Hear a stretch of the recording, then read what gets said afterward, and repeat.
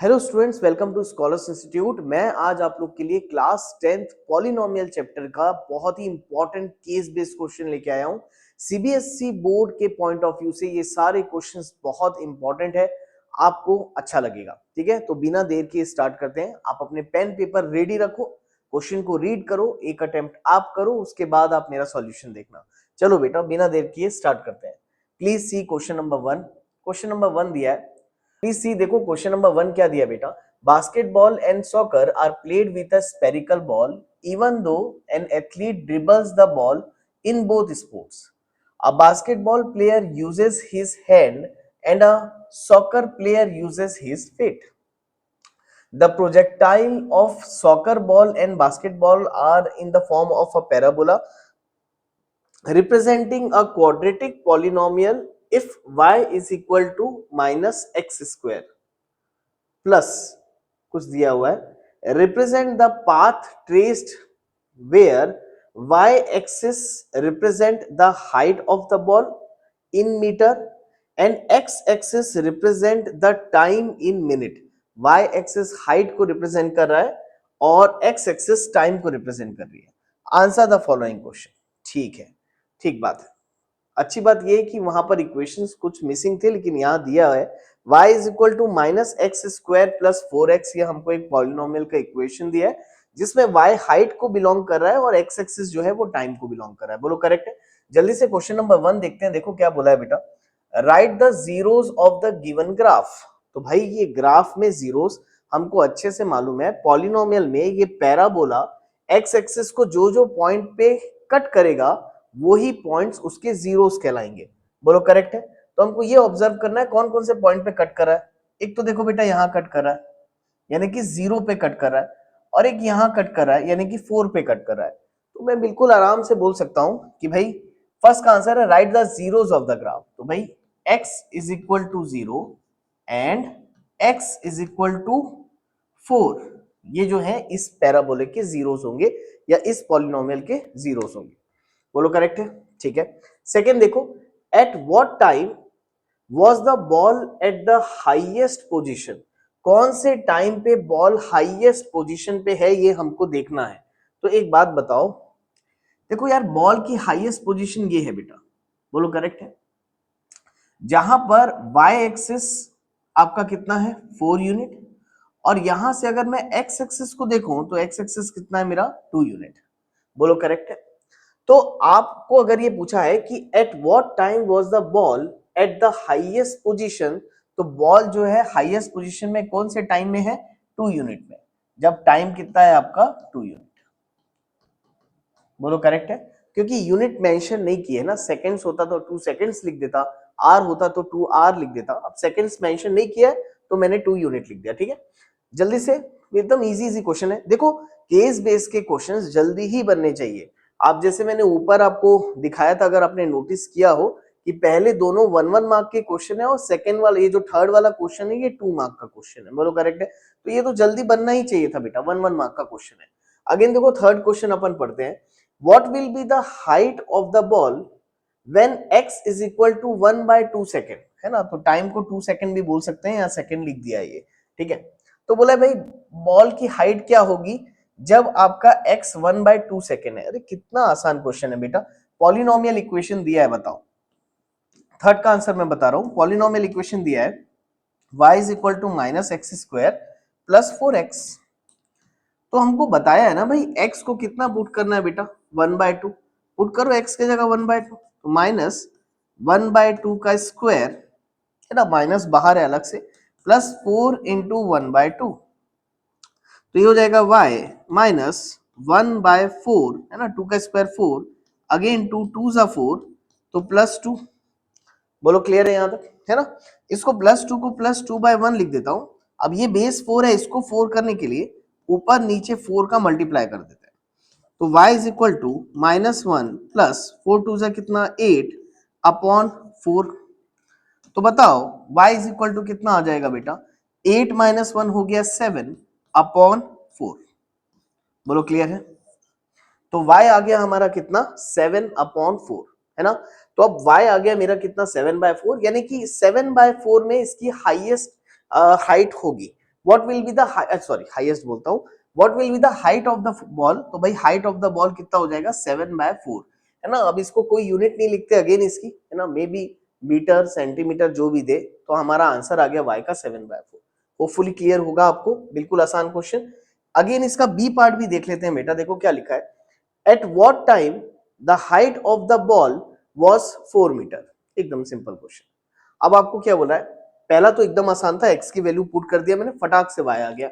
अब second case में यार देखो क्या बोला है, at what time the height of the ball was 4 metre.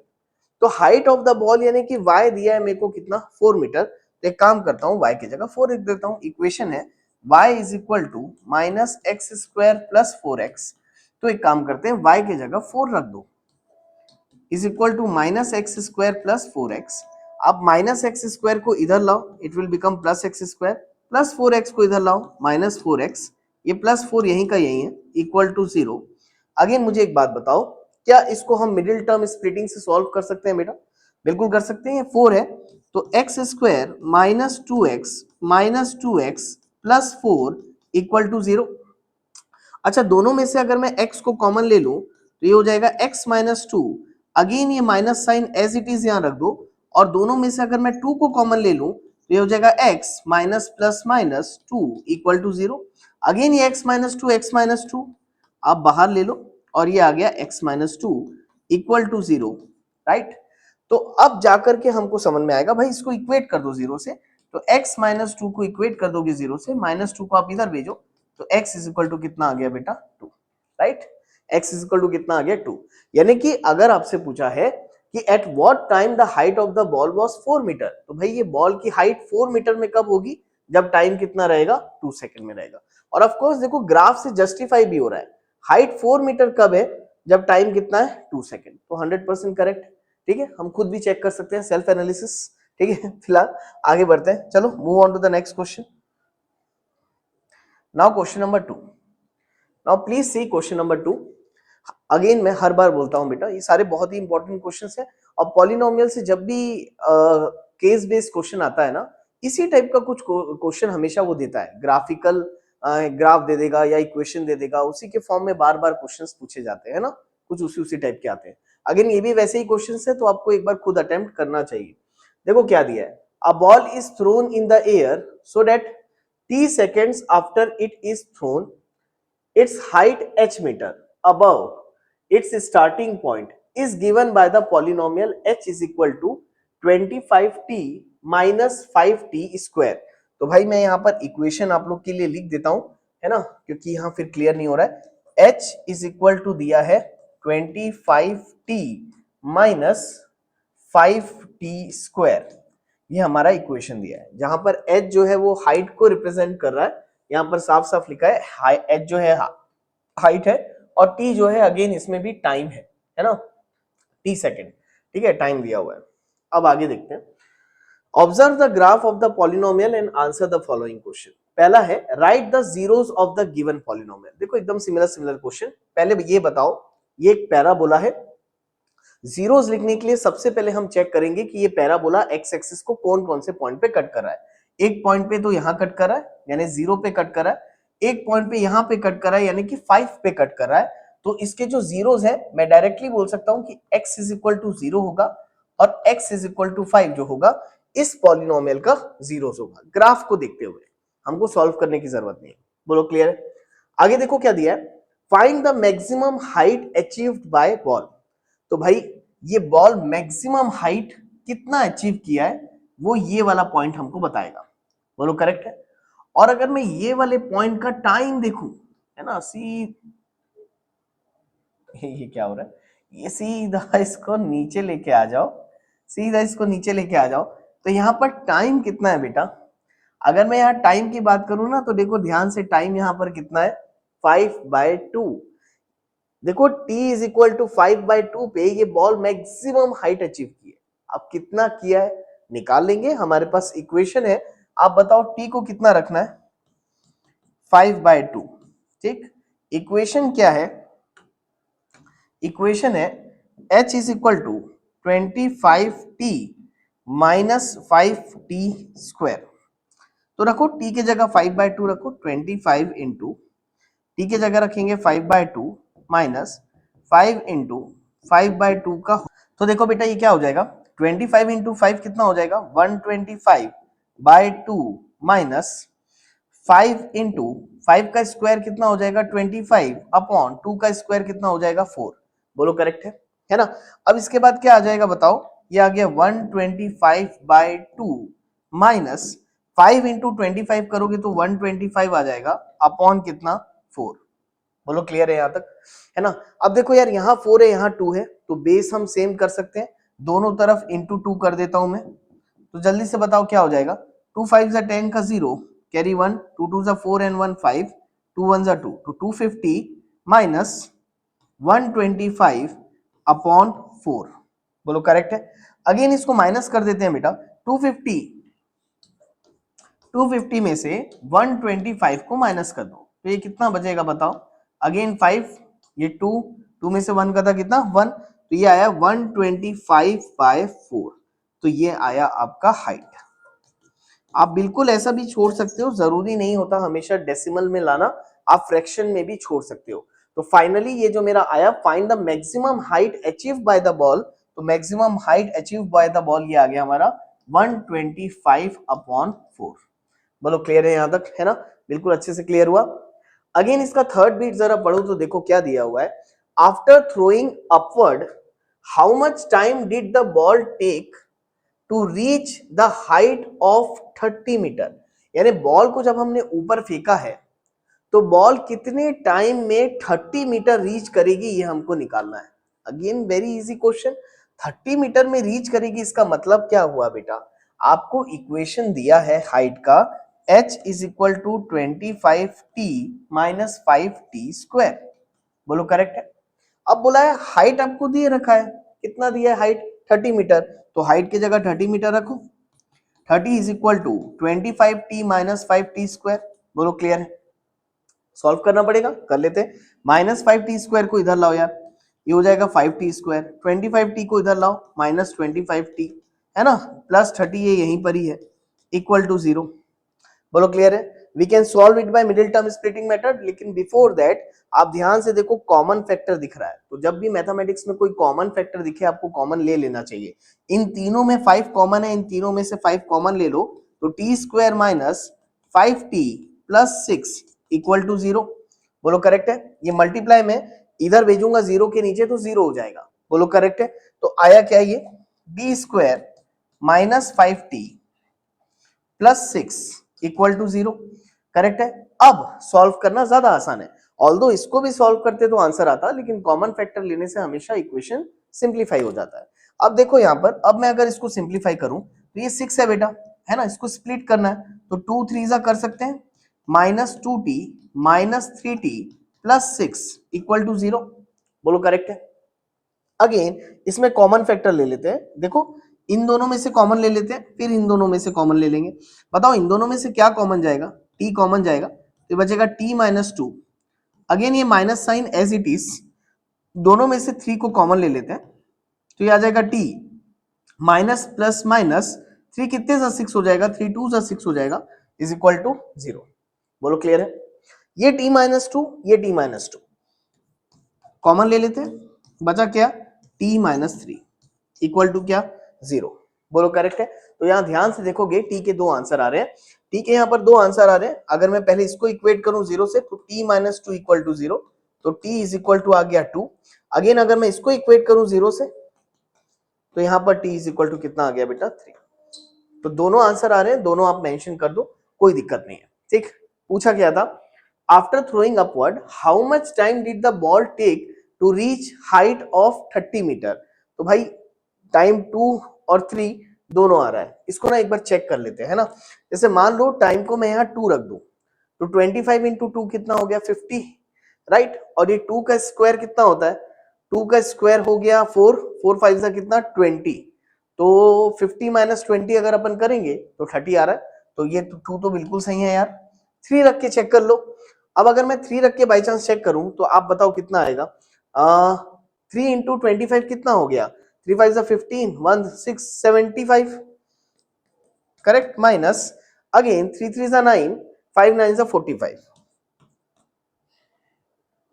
Again 30 आ रहा है, तो बिल्कुल सही बात है। तो यहाँ पर टी के दो आंसर होंगे क्योंकि ये दोनों ही आंसर इस इक्वेशन को सेटिस्फाई कर रहे हैं। तो एग्जाम में भी बेटा आप दोनों आंसर लिख के आना, टी इज इक्वल टू 2 भी हो सकता है and t is equal to 3 भी हो सकता है। बोलो करेक्ट है, तो ये दोनों आंसर हो सकते हैं। ठीक है, अगेन जल्दी से इसका बी वाला बीट भी अपन सॉल्व कर लेते हैं, है ना, क्या दिक्कत है। इसका बी देखो, find the two different value of t when the height of the ball was 20 metre. Again same question है, पहले हाइट 30 मीटर था तो टी के दो वैल्यू आए। अब यार ये भी वही बोल रहा है कि जब हाइट 20 मीटर है तो टी की दो वैल्यू निकालना है आपको। तो I am giving you as a homework, same ऐसे करना है। यहाँ पर मैंने 30 रखा था, अब आपको 30 की जगह 20 रखना है। अगेन उसमें भी 5 कॉमन चला जाएगा, वो ज्यादा इजी हो जाएगा क्योंकि ये छोटा नंबर है। बोलो क्लियर है, तो आप दोनों में से कोई भी क्वेश्चन बना सकते थे, आपके पास चॉइस थी, जो भी बनाना चाहो। ठीक है, तो हमेशा ना दोनों क्वेश्चंस को साइमल्टेनियसली पढ़ लेना, पहले हड़बड़ नहीं करना बनाने में कि हमने पहला पढ़ा तो पहला ही बनाएंगे, ऐसा नहीं है। दोनों पढ़ लो आराम से, इत्मीनान से, जो इजी लग रहा है आप पहले वो बना लो। ठीक है, चलो आगे बढ़ते हैं, move on to the next question. Question number 3, please see question number 3। और क्वेश्चन नंबर 3 को भी मैं बोलूंगा कि वीडियो को पॉज करके एक बार खुद बना करके देखो, ज्यादा बेटर है। राइट, चलो देखो क्या दिया यहाँ पर। Pankaj father gave him some money to buy avocado, जो भी है ये, from the market at the rate of p x is equal to x square minus 24x plus 128। Let alpha and beta are the zeros of px where alpha is greater than beta। ठीक है, alpha beta से बड़ा होना चाहिए। Based on the above information, answer the following question। Find the value of alpha plus beta का whole square. तो mathematics के case base कुछ ऐसे ही होते हैं, उसका ना थियरी से ज्यादा कुछ लेना देना नहीं होता। इक्वेशन पकड़ो, सॉल्व करो, वहीं से हमको आंसर मिलना है।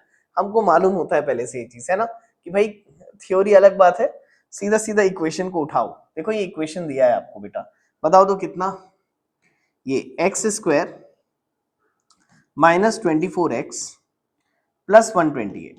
बोलो करेक्ट है। तो आप एक काम करो, इसको मिड टर्म स्प्लिटिंग से सॉल्व कर लेते हैं। 128 को स्प्लिट कर लेते हैं। अगेन 2 6 12, 2 4 8, हमको मिडिल टर्म 24 चाहिए। ठीक है, अगेन 2 3 6, 2 2 4, ठीक है, अगेन 2 1 2, 1 2 6 12, ठीक है। या देखो ये आ सकता है क्या, 2 2 4, 4 2 8, राइट। 16 प्लस 8 करेंगे तो 24 आएगा। बिल्कुल सही बात है। देखो मैं ज्यादा आगे फैक्टर नहीं बढ़ा रहा हूं, नहीं तो फिर और सोचना पड़ेगा क्या मल्टीप्लाई करेंगे। मैं यहीं से सोचना चालू कर दिया। देखो ये 2 2 4, 4 2 8 है, राइट। ये देखो ये तीनों को मल्टीप्लाई करेंगे तो ये 8 है, तो 8 इंटू 16 128 ही आएगा। और 8 और 16 से अपन आराम से 24x बना सकते हैं। तो फटाक से स्प्लिट कर देते हैं। एक्स स्क्वायर माइनस 24x बनाना है, तो 16 और 8 से माइनस 24 कैसे बनाओगे बेटा, minus 16x minus 8x plus 128। बोलो क्लियर है ना, बिल्कुल आसान है। आप दोनों में से पहले x को कॉमन ले लो, तो आ जाएगा x माइनस 16।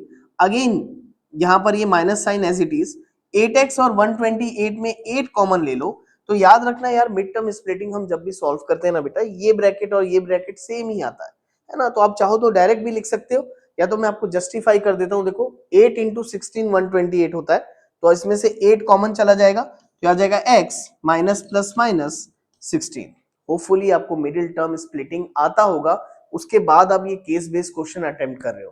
क्योंकि मिडिल टर्म स्प्लिटिंग बहुत ही बेसिक मेथड है पॉलिनोमियल इक्वेशन सॉल्व करने की, जो कि आपको बहुत अच्छे से आनी चाहिए बेटा, है ना।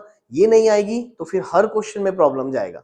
अच्छा देखो, अगेन ये x माइनस 16, x माइनस 16 ये कॉमन ले लिए। अगेन ये क्या आएगा, x माइनस 8। तो आप मुझे बता सकते हो, क्या आप मुझे बता सकते हो इसका आंसर क्या आएगा। x माइनस 16 इक्वल टू 0 कर दो, माइनस 16 को उधर भेजो तो x इज इक्वल टू कितना आ जाएगा, 16, है ना। दो आंसर आ रहे हैं इसमें भी। x माइनस 8 को इक्वेट करोगे 0 से, तो x इज इक्वल टू क्या आ जाएगा, 8 आ जाएगा। बोलो करेक्ट है यहां तक। तो हमारा अल्फा और बीटा हमको मिल गया। बोलो क्लियर है। आपका अल्फा कितना हो गया, सपोज करो इसको मैं अल्फा ले लेता हूं और इसको मैं बीटा ले लेता हूं। आपको ऐसा ही लेना पड़ेगा क्योंकि एक कंडीशन दिया था कि alpha should be greater than beta. तो बड़ा वाला अल्फा लेना है और छोटे वाले को क्या लेना है, आपको बीटा लेना है। एक बार अल्फा और बीटा मिल गया बेटा, तो क्या हम फर्स्ट क्वेश्चन का आंसर बिल्कुल आराम से कर सकते हैं। आप बताओ फर्स्ट क्वेश्चन का आंसर क्या आएगा, find the value of alpha plus beta का होल स्क्वायर। तो यार आप मुझे बताओ अल्फा क्या है 16 प्लस बीटा कितना है 8 का होल स्क्वायर निकालना है। कितना इजी क्वेश्चन है। तो आप ये फर्स्ट क्वेश्चन अभी अपन अटेम्प्ट कर रहे हैं, ठीक है ना, फर्स्ट वाला है। तो यार 8 प्लस 16 कितना होगा बेटा, है ना, तो ये हो जाएगा 24 का होल स्क्वायर। बोलो करेक्ट है, 8 प्लस 16 24 का होल स्क्वायर। और 24 का होल स्क्वायर कितना होता है, ये हो गया 576। बोलो क्लियर है, 24 का स्क्वायर कितना होता है आपका 576। तो answer will be 576। Very easy question. बोलो क्लियर है, क्या हार्ड है इसमें बताओ, कुछ भी हार्ड नहीं है। अगेन देखो सेकंड क्वेश्चन, देखो क्या बोला है, find the zeros of px। Already निकाल लिया है 16 और 8, तो इसको तो मैं डायरेक्ट लिख सकता हूं, इट इज 16 एंड 8, है ना, दोनों एक साथ सॉल्व हो गया। थर्ड क्या बोला है देखो, form a polynomial whose zeros are alpha plus 2 and beta minus 1। तो बोला है, अब आपको देखो बोला है कि एक पॉलिनोमियल इक्वेशन बनाओ जिसका जीरो अल्फा प्लस 2 और बीटा माइनस 1 होना चाहिए। चलो बना लेते हैं, है ना। पहले तो ये जीरोस याद रखो, अल्फा 16 है, बीटा 8 है, क्योंकि मैं इसको रब करने वाला हूं। सबसे पहले हमको मालूम होना चाहिए अल्फा 16 आया था और जो बीटा है वो हमारा 8 आया था। बोलो क्लियर है। तो अब यहां पर ना नया पॉलिनोमियल बनाना है जिसके जीरोस के ये कंडीशन दिए हुए हैं, तो निकालो यार। बताओ ये क्या है, अल्फा प्लस 2 कितना हो जाएगा बेटा, 16 प्लस 2 18। क्लियर है। नेक्स्ट कितना है बताओ, बीटा माइनस 1, तो बीटा कितना है 8, तो 8 माइनस 1 कितना हो जाएगा 7। तो जो नया पॉलिनोमियल बनाना है ना उसके ये दोनों जीरोस हैं। तो हमको पॉलिनोमियल इक्वेशन बनाने का फॉर्मूला मालूम होना चाहिए। पॉलिनोमियल इक्वेशन को बनाने का फॉर्मूला है x square minus alpha plus beta times of x plus alpha into beta. बोलो क्लियर है। तो एक्स स्क्वायर का मतलब ये एक्स स्क्वायर माइनस, अच्छा तुम बताओ अल्फा प्लस बीटा क्या हो जाएगा, 18 plus 7 times of x plus alpha into beta का मतलब हो जाएगा 18 इंटू 7। बोलो क्लियर है यहां तक, है ना, क्योंकि आपके जीरोस ये दोनों हैं, इन दोनों की वैल्यूज मैं ऑलरेडी यहां निकाल चुका हूं। तो जस्ट पॉलिनोमियल इक्वेशन में ये वैल्यूज को पुट कर दो, आपका इक्वेशन बन जाएगा, है ना। तो जल्दी से बता दो यार क्या आएगा। मैं यहाँ कैलकुलेटर का यूज कर लेता हूँ क्योंकि कैलकुलेशन करेंगे तो टाइम लगेगा। पहला है आपका 18 प्लस 7 जो कि हो गया 25, तो ये हो गया x square minus 25x plus 18 into 7, तो 18 इंटू 7 ये हो गया बेटा आपका 126। तो हमारा पॉलिनोमियल इक्वेशन क्या बना बताओ, x square minus 25x, x square minus 25x plus 126। Hopefully आपको क्लियर हुआ होगा। अगेन वेरी इजी क्वेश्चन, कहीं कुछ हार्ड नहीं है, बिल्कुल आराम आराम से पेशेंस रख के एग्जाम में क्वेश्चंस को बनाना। अल्फा की भी वैल्यू मालूम है, बीटा की वैल्यू मालूम है, तो सारी कहानी क्वेश्चन की बिल्कुल क्लियर हो जाएगी आपको। अच्छा देखो इसका बी बीट भी देख लेते हैं, देखो क्या दिया है, if beta is one of the zero of the polynomial this find the value of के। ठीक है भाई, बीटा जो है इस पॉलिनोमियल का एक जीरो है, तो हमारा बीटा कितना है बेटा 8। तो एक काम करते हैं, अगर बीटा इस पॉलिनोमियल का जीरो है तो जहां जहां x है वहां वहां आप 8 रख दो। देखो मैं यहां बता देता हूं, बीटा कितना है हमारा 8। तो बीटा अगर इस पॉलिनोमियल का जीरो है तो जहां जहां x है वहां वहां आप 8 रख दो और उस इक्वेशन को जीरो से इक्वेट कर दो, आपकी k की वैल्यू आ जाएगी। कैसे देखो यहां पर, सबसे पहले मैं इक्वेशन लिख देता हूं, के x square plus 6x plus 12। तो बेटा जहां जहां x है ना वहां वहां आप 8 रख दो। तो बताओ जहां जहां x है अगर वहां वहां मैं 8 रख दूं तो ये क्या हो जाएगा, k इंटू 8 का square plus 6 into 8 plus 12 equal to 0। बोलो करेक्ट है। क्या हो जाएगा, 8 8 जा 64, तो 64 के प्लस 6 8 जा कितना होगा 48 प्लस 12 इक्वल टू 0। बोलो करेक्ट है। अगेन 64 के 48 प्लस 12 कितना हो जाएगा बेटा, 8 9 10 0 1 4 5 6, तो ये 60 इक्वल टू 0।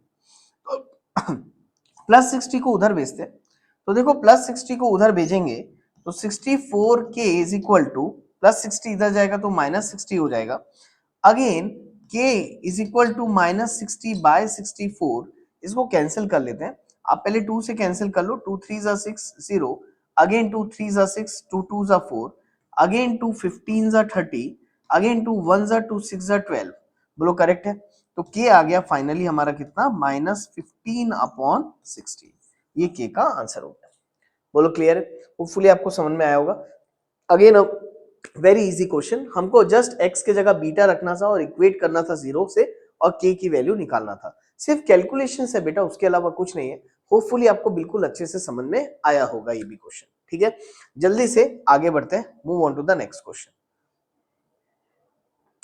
अब देखो see please question number 4, again इसको भी पढ़ो आप लोग और इसको बनाओ, सब बिल्कुल सिमिलर टाइप के क्वेश्चंस हैं। अगर ये क्वेश्चंस आपसे बन रहे हैं तो डेफिनेटली पॉलिनोमियल चैप्टर के केस बेस आप बना लोगे। तो देखो यहाँ क्या दिया है, in a pool at an aquarium a dolphin jumps out of the water travelling at 20 centimetre per second, its height above the water level after t second is given by h is equal to 20t minus 16t square।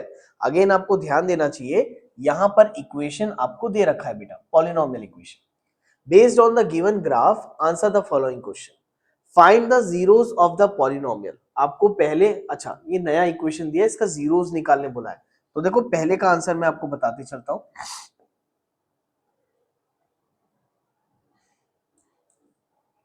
देखो यहां पर first का answer मैं आपको बताता हूं, पहले का आंसर क्या होगा, पॉलिनोमियल दिया है pt is equal to 20t minus 16t square. Again अगर आपको इसको जीरोस निकालने बोला है तो आप पहले इसको सिंप्लीफाई कर लो। कैसे सिंप्लीफाई करेंगे, आप देखो 20t और 16t स्क्वायर है, तो इसमें से पहले कॉमन फैक्टर बाहर ले लो बेटा।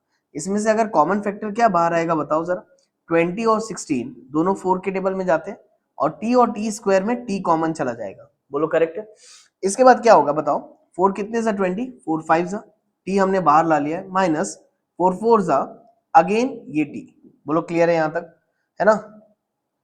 अब इसके जीरोस निकालने बोला था, तो यही तो इसको जीरोस है बेटा, एक एक करके इसको इक्वेट कर दो जीरो से।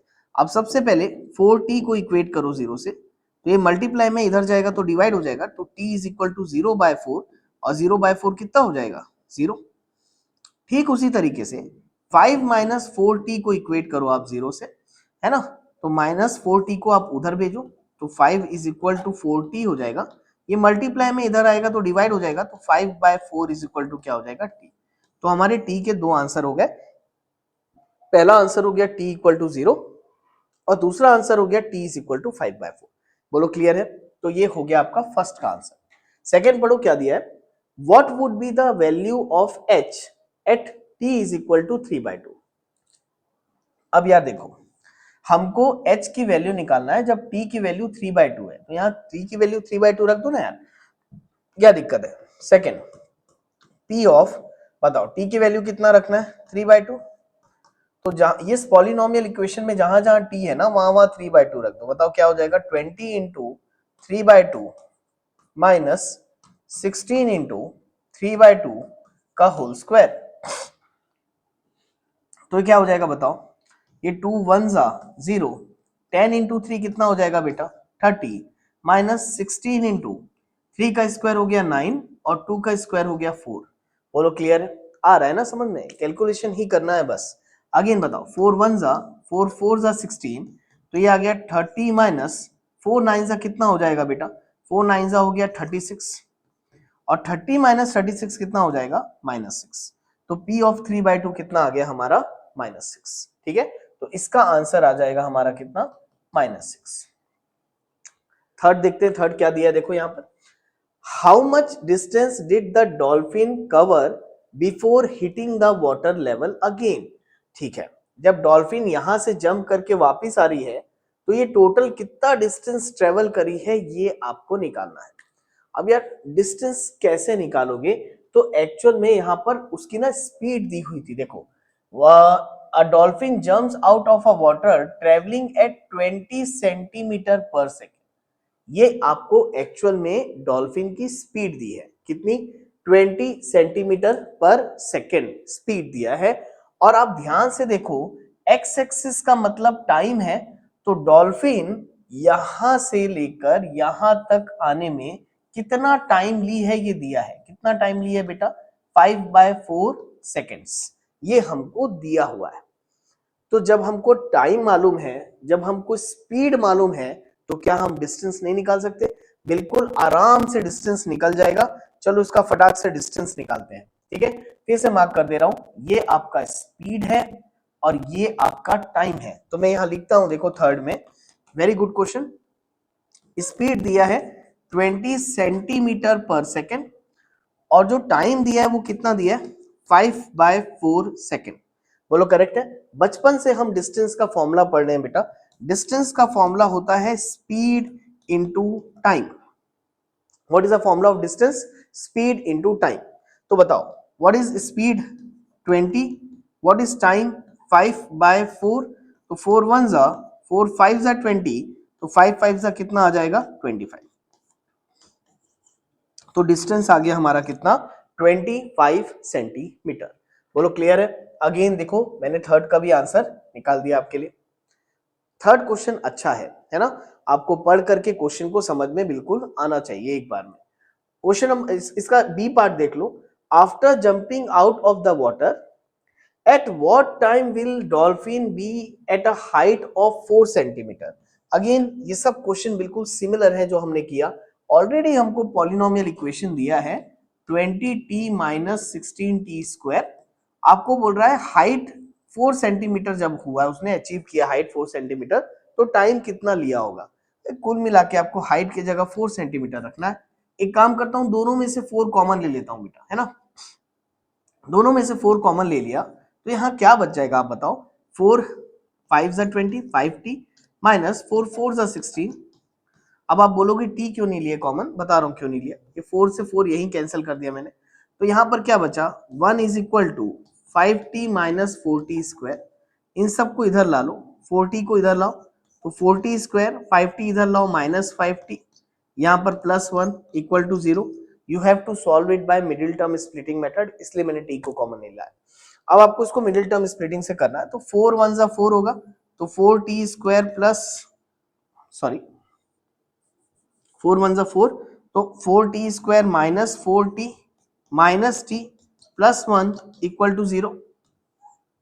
आप देखो ये दोनों में क्या कॉमन चला जाएगा? 4t कॉमन चला जाएगा, तो t माइनस 1 और ये minus sign as it is, दोनों में कुछ भी कॉमन नहीं है तो 1 हो जाएगा, तो ये t माइनस 1 इक्वल टू 0।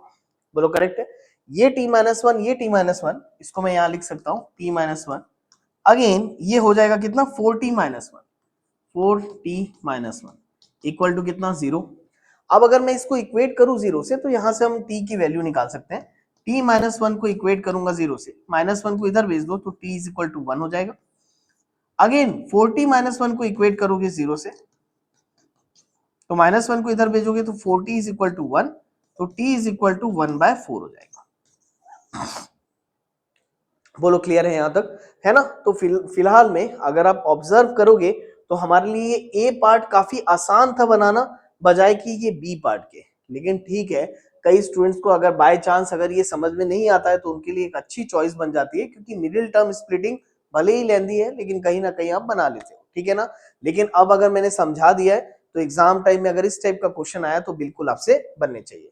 तो ये कुछ 4 सेलेक्टेड केस बेस्ड क्वेश्चन मैंने निकाले थे पॉलिनोमियल को आपको समझाने के लिए। ऐसे ही मैं पूरे चैप्टर्स के एक एक करके सेलेक्टेड केस बेस्ड क्वेश्चन के वीडियो लेक्चर बनाऊंगा बेटा। आप लोग जरूर इसकी एग्जाम के पहले प्रैक्टिस कर लेना, क्योंकि इस टाइप के क्वेश्चंस की प्रैक्टिस कर लोगे तो सेम समहाउ कुछ सेम सेम क्वेश्चंस अगर आपको दिखे एग्जाम में तो बना लोगे। जैसे आज के ही लेक्चर में आप ऑब्जर्व किए होगे, first question, second question, third question और फोर्थ क्वेश्चन, कहीं ना कहीं ये बोर्ड्स के क्वेश्चंस आपस में बिल्कुल कनेक्टेड से लगे होंगे, एक ही वैरायटी के क्वेश्चंस है।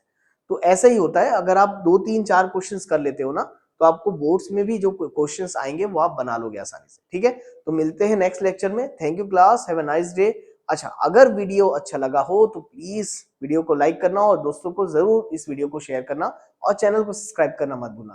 तो thank you class, have a nice day, bye bye बेटा।